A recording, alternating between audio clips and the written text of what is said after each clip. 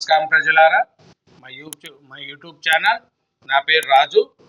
మనము Jubilee hills నియోజకవర్గం, ఇది పెద్ద పెద్ద సంపన్నులు, సిటీలోనే పెద్ద ఒక ప్రత్యేకత ఉంది ఈ జూబ్లీ హిల్స్ నియోజకవర్గానికి.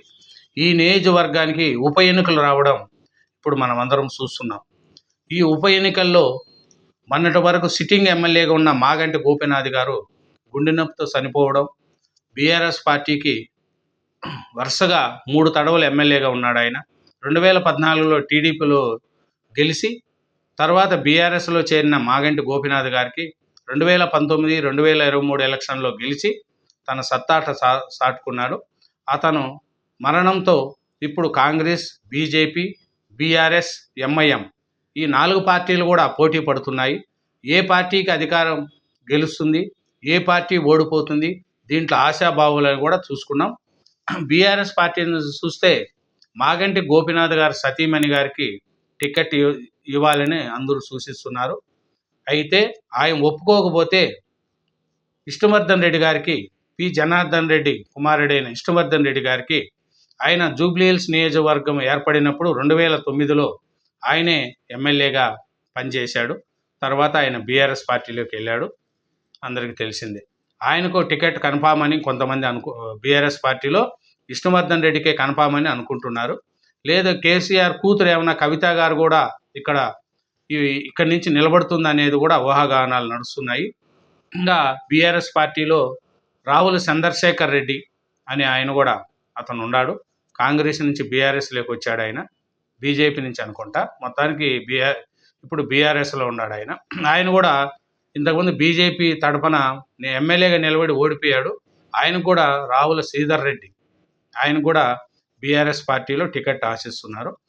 కాంగ్రెస్లో చూస్తే మాగంటి గోపీనాథ్ మీద ఇంతకుముందు పోటీ చేసిన అజారుద్దీన్ గారు కూడా మళ్ళీ టికెట్ నాకే ఇవ్వాలని అజారుద్దీన్ గారు అంటున్నారు.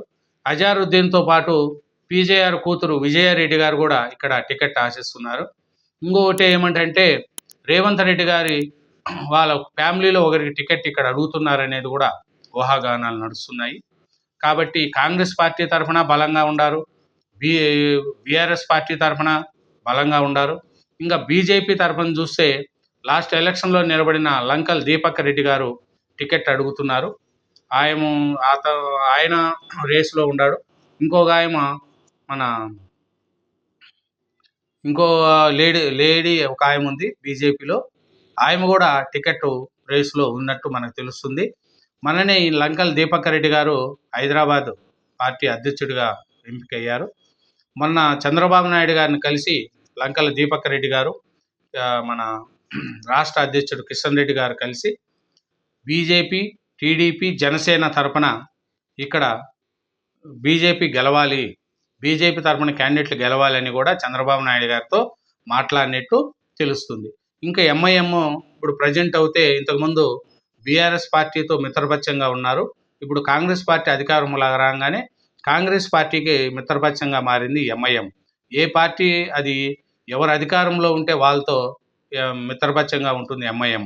ఇప్పుడు ఎంఐఎం కాంగ్రెస్ పార్టీకి సపోర్ట్ చేస్తుందా, లేదు సొంతంగా క్యాండిడేట్ను నిలబెడతారా అనేది కూడా ఇప్పుడు చూస్తున్నారు.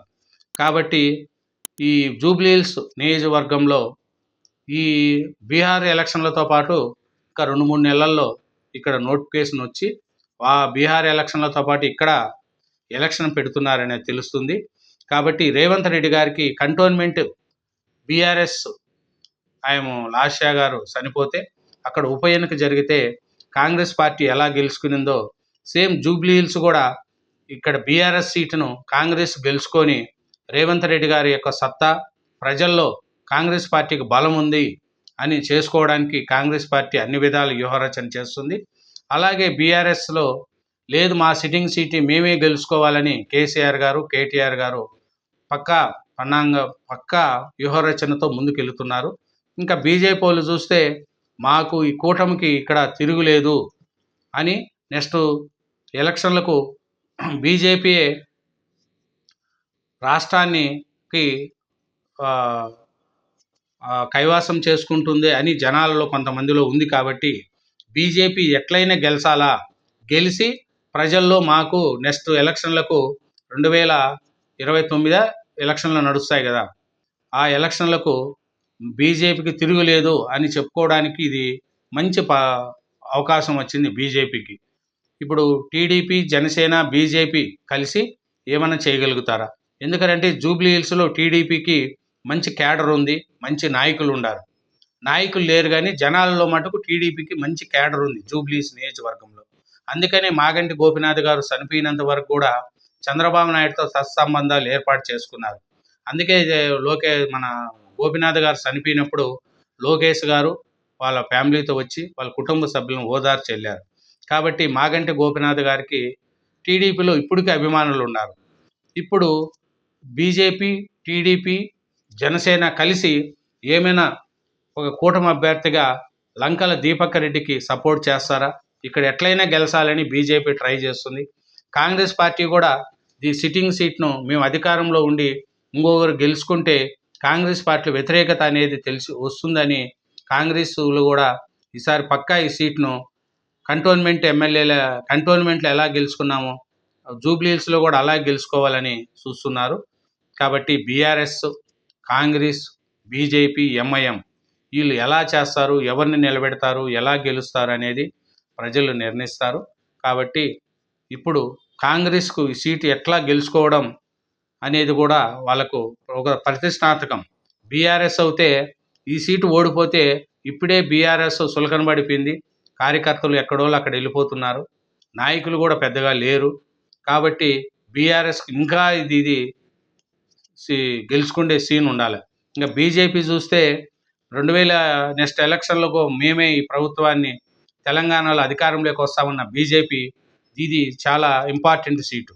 ఇంక ఎంఐఎం అది ఎవరికి సపోర్ట్ చేస్తుంది అనేది చూస్తే కాంగ్రెస్కే సపోర్ట్ చేస్తుందని అందరికీ తెలుసు. మిత్రపక్షంగా ఉంది కాబట్టి కాంగ్రెస్కు సపోర్ట్ చేస్తుందని తెలుస్తుంది. కాబట్టి ఈ టికెట్లు ఎవరికి ఇస్తారు, ఎలా గెలుస్తారు ఏమనేది ప్రజలే నిర్ణయిస్తారు. కానీ జూబ్లీ హిల్స్ ఉప ఎన్నిక ఈసారి కాస్ట్లీగా మారిపోతుంది. విపరీతంగా డబ్బులు పంచుతారు. ఎందుకంటే ఈ జూబ్లీ హిల్స్ ఉప ఎన్నికల కోసం ఈ జూబ్లీ హిల్స్ ఎంత దానికైనా తెగాయిస్తారు. 3 పార్టీ వాళ్ళు ఎంత ఖర్చు అయినా పెడతారు. ప్రజలకు ఎంత డబ్బులైనా ఇచ్చి ఓట్లు వేయించుకుంటారు. ఇది ఈ ఎలక్షన్ ఒక కాస్ట్లీ ఎలక్షన్.